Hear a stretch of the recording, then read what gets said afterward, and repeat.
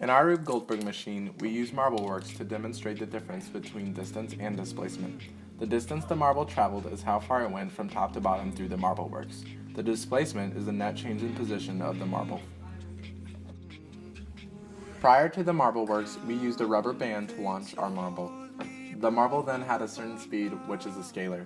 This is a numerical value without direction. It also had a certain velocity, which is the speed and the direction that the marble was traveling. The velocity of the marble is a vector. As the marble slides down the ramp, it is at a constant acceleration. This allows us to use a kinematic equation to find the final velocity after the displacement of the domino. Using this equation, we calculated the final velocity to be 2.02 meters per second. When the marble went down the chute, it became a free-falling object with an initial y velocity of 0. Using the final velocity after any displacement equation, we find that the final velocity is 1.00 meters per second. Using this information, we move to a kinematic equation that allows us to calculate the time for the marble to fall, which is 0.10 seconds.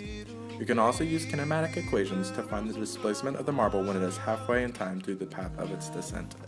We found the displacement at this point in time to be 1.2 centimeters.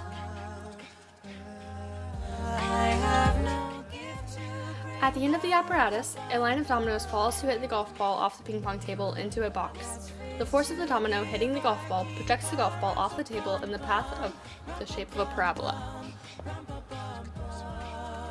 We are able to calculate the final velocity of the golf ball by resolving the vector into its components. The kinematic equation that allows displacement to be calculated without final velocity shows that the change in time is equal to 0.388 seconds. Because time is a scalar quantity, we can use it for our x-component calculations. Using time, we find that the initial and final velocity for the x-component is 0.328 meters per second. The angle, which is 80.2 degrees, can be used to find the overall final velocity. The final velocity of the x-component is divided by the cosine of the angle to find the overall final velocity of the ball. The final velocity equals 1.92 meters per second. The Goldberg uses both contact and field forces. When a domino hits another domino, it is being affected by a contact force. An example of a field force would be the effect gravity has on the golf ball falling off the ping pong table. This diagram shows the transfer of energy between a marble and a domino. When the marble hits the domino, it exerts a force on the domino, and the domino exerts an equal and opposite force on the marble. Both objects face the force of air resistance, gravity, and normal force. Free body diagrams help us understand the net force acting on an object. The net external force on the domino as the domino falls down the candy cane tube can be found by factoring in the force of gravity acting downward on it, the force applied which it moved the domino down the tube, the force of friction acting against the force applied, and the force normal acting perpendicular to the candy cane tube. The sum of the net forces acting upon the domino causes it to go down the tube. There were many action-reaction pairs, including when the dominoes hit the dominoes and when the marble hit the dominoes. Newton's third law states that for every action, there is an equal and opposite reaction. In the cases of action and reaction pairs, the objects do not stay in equilibrium because the forces act on different objects. The domino sliding down the tube shows multiple types of friction at work. Static friction occurs before the domino is in motion. Static friction is what keeps the domino stationary. Kinetic friction is the force that counteracts the applied force. The maximum static friction is greater than kinetic friction because of the presence of molecular forces.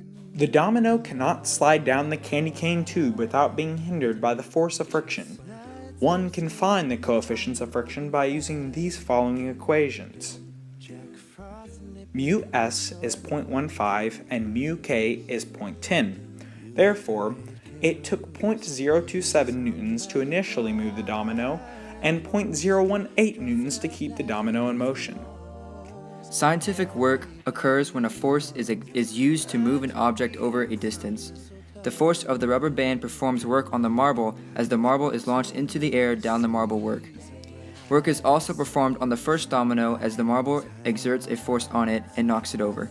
Then, each domino performs work on the next domino as each one is knocked over, applying force to the next. Kinetic energy is the energy of an object in motion. As the marble slides down the chute, it has kinetic energy. Potential energy is the energy stored in an object as it rests in a certain position. The golf ball contains potential energy as it rests on the table above the floor.